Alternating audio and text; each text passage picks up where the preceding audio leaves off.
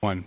Hi, Steve Summers and Robby Boydstun for educ.com. Robby, we're getting right down to the wire. What's going on with recruiting? Well, in the last week, it's been actually pretty busy. Last time we talked, I had said that I've been in contact with Elijah George, offensive tackle from Las Vegas, Nevada. Turns out later that day he did commit to Oregon. Since then, Oregon's picked up an additional 2 commits. Safety Juwan Williams out of Tucker, Georgia, did indeed commit, taking the Ducks over Vanderbilt. And then later on in the week, quarterback Damian Hobbs out of Texas also committed, filling that empty quarterback role. So it's been a pretty busy week for Oregon recruiting-wise. They're still picking up steam. Again, they overcame that lull in January, so it's been a very productive last couple of weeks for Mark Helfrich and crew. And I think they've got a couple new coaching hires in Matt Lubick, the wide receivers coach, and Ron Akins, the new defensive line coach. I think that's probably having a positive impact on the recruiting. They also picked up a couple of preferred walk-ons as well. So I think Oregon's doing everything they need to be doing heading into the home stretch. Well, it looks to me like this class, as we've talked about before, is not going to be a 25 athlete class. It's probably going to be in the neighborhood of 20, maybe 21, maybe 22. But it's not going to be a class. Now, interestingly, 5 years ago, and if we call recruiting cycles in 5 years because 4 years of eligibility plus 1 redshirt year, the Oregon class was 20 in that class 5 years ago. So this is about where the class was going to be. What headed now, we're sort of in a quiet period because the big day now is National Letter of Intent, which is on Wednesday, which is the first day recruits can send their letters in. That doesn't stop the recruiting, though. There's still a possibility recruits can come and visit and make their decision to go to any number of schools. So is there any possibility that might happen with the Ducks?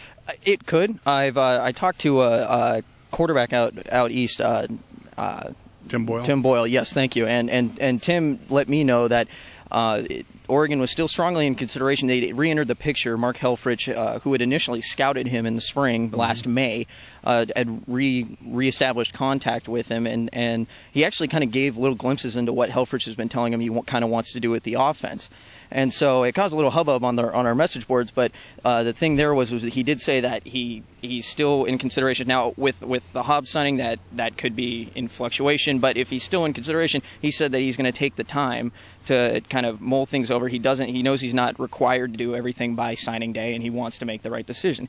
And that's something that could potentially happen with some others. But heading into signing day, I think Oregon, even though it's a little quiet right now, again, you're going to see athletes that really actually just want to announce on signing day. You know, they love the hoopla. And so, but there's some positive news coming out that they had 3 visitors this weekend that we know of.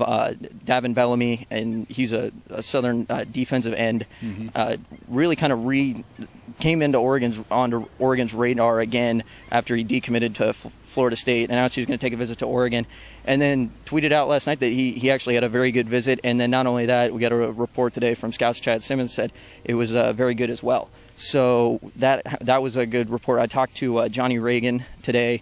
He sent me a text and said that he wants to stay quiet until signing day, but that he is still strongly considering Oregon and Cal, which has got to be good news for Oregon fans, considering Oregon really didn't re-enter the picture until little over a week ago.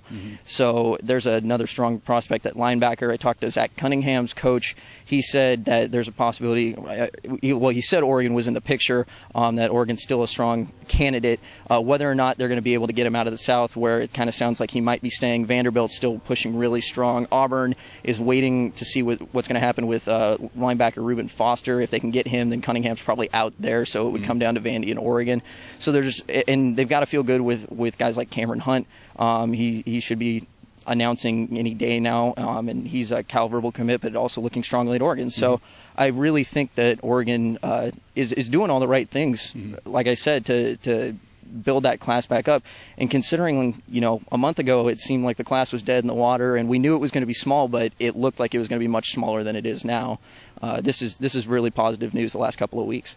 Now, one thing, Twitter, of course, has been such a major impact on recruiting because it's sort of instant information. However, there's lots of it takes a little bit of deciphering what the Twitter messages mean, and sometimes there's a lot of horseplay on Twitter, so you really can't tell exactly if a guy is serious, he's not serious.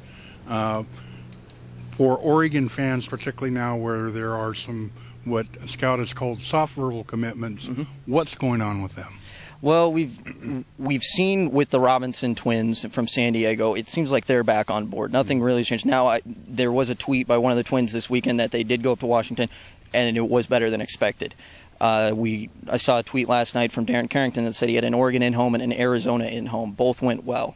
And then, you're hearing from Dontre Wilson, who tweeted out something today that Eric Skopel from EDUC posted on our board saying, this is going to be the hardest decision I've ever had to make. So you've got to kind of take these a little bit with a grain of salt because they can be intentionally ambiguous. Right. But at the same time, the way social media is progressing, you can't ignore it. Right. And so I think in terms of, with the Robinson twins, I still think they're going to be on board.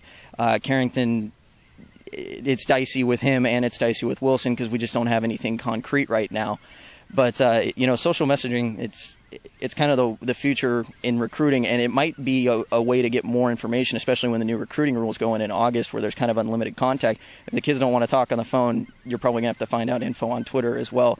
But you got to make sure that, they're saying something direct and concrete because people tend to overanalyze a lot with social messaging nowadays.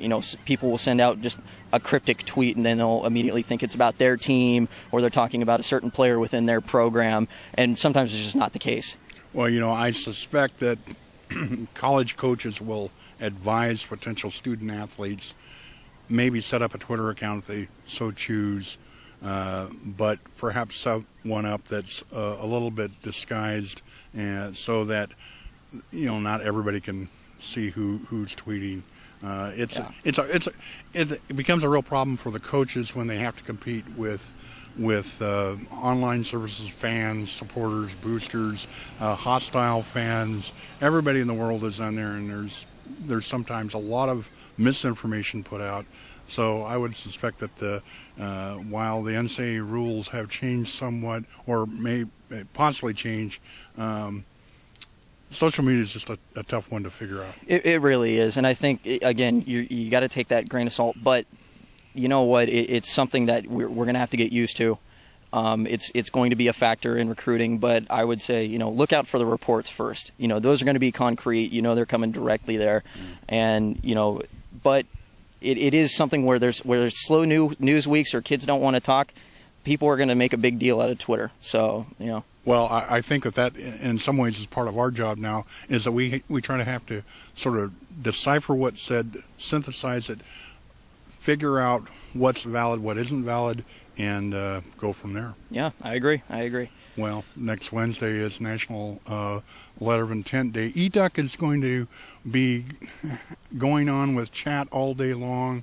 We'll be putting up the solid signed commitments as soon as the University of Oregon issues out official statements on saying exactly who has whose letter of intent they've signed and received. The reason why we're going to do that is that we always like to think that nothing's official unless the university says so, but no doubt there will be, particularly the athletes are going to be putting the message out. They're going to be really happy what they've done. They want to tell the world we'll do the best we can, and hopefully our audience is going to be able to follow with us. And as National Letter of Intent Day has always been an exciting day for users, we hope this year will be too. Oh, yes. No, I agree. And stick with EDUC. We will have reports all day. We'll be trying to get reports throughout the week to try and get just a little bit more info leading up to signing day. But I think signing day is where you're going to see a lot of more news come out. Everything's going to be concrete. And, the Ducks could end up with a few steals there. And after what they've pulled off in the last couple of weeks, it could be just the perfect icing on the cake for Ducks fans. Like I said, considering what happened up to a month ago. So it's been an exciting recruiting season, definitely up and down, kind of a roller coaster, but it's coming to a close. But then you got right back on the horse of the class of 2014 coming up. So we'll continue just pumping out reports as we get news. Well, for Robby Boydstun, this is Steve Summers. We're going to be looking for National Letter of Intent Day on Wednesday, and we'll see you then. And for Robby, this is Steve for educ.com.